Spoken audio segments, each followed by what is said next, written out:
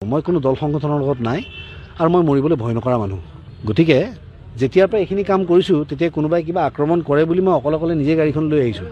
মোৰ লগত মই মোৰ ড্ৰাইভাৰজনৰ জীৱনটো হেৰিত পেলোৱা নাই। মোক বডিগাৰ্ড নালাগে। এই যিখিনি মানুহ আছে এইখিনি মোৰ বডিগাৰ্ড। আৰু যদি বডিগাৰ্ড তেওঁলোকে যদি বডিটো মোৰ গাৰ্ড কৰিব নিবিচাৰে তেতিয়া মই মৰি যোৱাই ভাল। জাতি ধৰ্ম নিৰ্বিশেষে মানুহ থিয় হৈছে, কিন্তু হিন্দু মুছলিম অসমত কৰিব নোৱাৰে।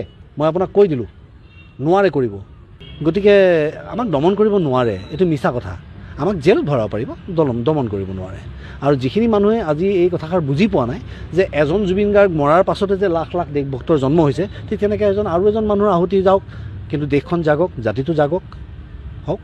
আজি জুবিন মৃত্যুৱে আচলতে মানুহক জাগৃত কৰিছে, যথেষ্ট জাগৃত কৰিলে। যিখন বৰ অসমৰ সপোন আমি সদায় দেখি আহিছিলোঁ, সেই বৰ অসমৰ সপোনখন আজি লাহে লাহে প্ৰতিফলিত হৈ থকা আমি দেখিছোঁ। আজি জুবিন অনুৰাগী যেতিয়া থিয় হয় তাত জাতি ধৰ্ম নিৰ্বিশেষে মানুহ থিয় হৈছে, কিন্তু তাত অসমীয়া বঙালী হিন্দু মুছলিম নাই। হিন্দু মুছলিম অসমত কৰিব নোৱাৰে। মই আপোনাক কৈ দিলোঁ নোৱাৰে কৰিব। আমি যিটো সময়ৰ পৰা আমি ডাঙৰ হৈছোঁ নহয়, যেতিয়া টেকন'লজি নাছিলে তেতিয়া আমি বন্ধুত্বই কৰিছিলোঁ। তেতিয়া আমাৰ মোবাইল নাছিলে খেলিবলৈ, আমি বন্ধুৰ লগতে সময়। আৰু সেই বন্ধুকেইটাৰ ভিতৰত কোনকেইটা বন্ধু মুছলিম কোনকেইটা হিন্দু আমাৰ আজিলৈকে হিচাপ নাই। বহুত দেৰিকৈ আমি গম পাইছোঁ সি মুছলিম ল'ৰা বুলি। গতিকে এইখন শংকৰ আজানৰ দেশত হিন্দু মুছলিম নচলিব। মই কোনো দল সংগঠনৰ লগত নাই আৰু মই মৰিবলৈ ভয় নকৰা মানুহ। গতিকে যেতিয়াৰ পৰা এইখিনি কাম কৰিছোঁ তেতিয়া কোনোবাই কিবা আক্ৰমণ কৰে বুলি মই অকলে নিজে গাড়ীখন লৈ আহিছোঁ।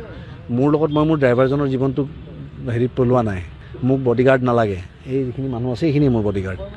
আৰু যদি বডিগাৰ্ড তেওঁলোকে যদি বডিটো মোৰ গাৰ্ড কৰিব নিবিচাৰে তেতিয়া মই মৰি যোৱাই ভাল।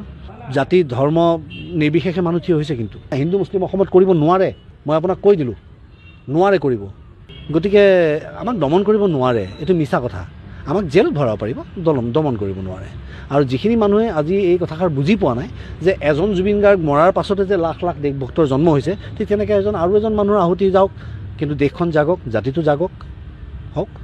আজি জুবিন মৃত্যুৱে আচলতে মানুহক জাগৃত কৰিছে, যথেষ্ট জাগৃত কৰিলে। যিখন বৰ অসমৰ সপোন আমি সদায় দেখি আহিছিলোঁ, সেই বৰ অসমৰ সপোনখন আজি লাহে লাহে প্ৰতিফলিত হৈ থকা আমি দেখিছোঁ। আজি জুবিন অনুৰাগী যেতিয়া থিয় হয় তাত জাতি ধৰ্ম নিৰ্বিশেষে মানুহ থিয় হৈছে, কিন্তু তাত অসমীয়া বঙালী হিন্দু মুছলিম নাই। হিন্দু মুছলিম অসমত কৰিব নোৱাৰে। মই আপোনাক কৈ দিলোঁ নোৱাৰে কৰিব। আমি যিটো সময়ৰ পৰা আমি ডাঙৰ হৈছোঁ নহয়, যেতিয়া টেকন'লজি নাছিলে তেতিয়া আমি বন্ধুত্বই কৰিছিলোঁ। তেতিয়া আমাৰ মোবাইল নাছিলে খেলিবলৈ, আমি বন্ধুৰ লগতে সময়। আৰু সেই বন্ধুকেইটাৰ ভিতৰত কোনকেইটা বন্ধু মুছলিম কোনকেইটা হিন্দু আমাৰ আজিলৈকে হিচাপ নাই। বহুত দেৰিকৈ আমি গম পাইছোঁ সি মুছলিম ল'ৰা বুলি। গতিকে এইখন শংকৰ আজানৰ দেশত হিন্দু মুছলিম নচলিব। মই কোনো দল সংগঠনৰ লগত নাই আৰু মই মৰিবলৈ ভয় নকৰা মানুহ। গতিকে যেতিয়াৰ পৰা এইখিনি কাম কৰিছোঁ তেতিয়া কোনোবাই কিবা আক্ৰমণ কৰে বুলি মই অকলে নিজে গাড়ীখন লৈ আহিছোঁ। মোৰ লগত মই মোৰ ড্ৰাইভাৰজনৰ জীৱনটো হেৰিত পেলোৱা নাই। মোক বডিগাৰ্ড নালাগে। এই যিখিনি মানুহ আছে এইখিনিয়ে মোৰ বডিগাৰ্ড। আৰু যদি বডিগাৰ্ড তেওঁলোকে যদি বডিটো মোৰ গাৰ্ড কৰিব নিবিচাৰে তেতিয়া মই মৰি যোৱাই ভাল।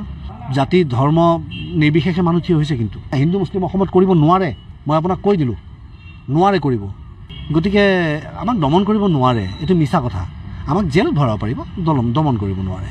আৰু যিখিনি মানুহে আজি এই কথাষাৰ বুজি পোৱা নাই যে এজন জুবিন গাৰ্গ মৰাৰ পাছতে যে লাখ লাখ দেশভক্তৰ জন্ম হৈছে, ঠিক তেনেকৈ আৰু এজন মানুহৰ আহুতি যাওক, কিন্তু দেশখন জাগক, জাতিটো জাগক হওক। আজি জুবিন মৃত্যুৱে আচলতে মানুহক জাগৃত কৰিছে, যথেষ্ট জাগৃত কৰিলে। যিখন বৰ অসমৰ সপোন আমি সদায় দেখি আহিছিলোঁ, সেই বৰ অসমৰ সপোনখন আজি লাহে লাহে প্ৰতিফলিত হৈ থকা আমি দেখিছোঁ। আজি জুবিন অনুৰাগী যেতিয়া থিয় হয় তাত জাতি ধৰ্ম নিৰ্বিশেষে মানুহ থিয় হৈছে, কিন্তু তাত অসমীয়া বঙালী হিন্দু মুছলিম নাই। হিন্দু মুছলিম অসমত কৰিব নোৱাৰে। মই আপোনাক কৈ দিলোঁ নোৱাৰে কৰিব। আমি যিটো সময়ৰ পৰা আমি ডাঙৰ হৈছোঁ নহয়, যেতিয়া টেকন'লজি নাছিলে তেতিয়া আমি বন্ধুত্বই কৰিছিলোঁ।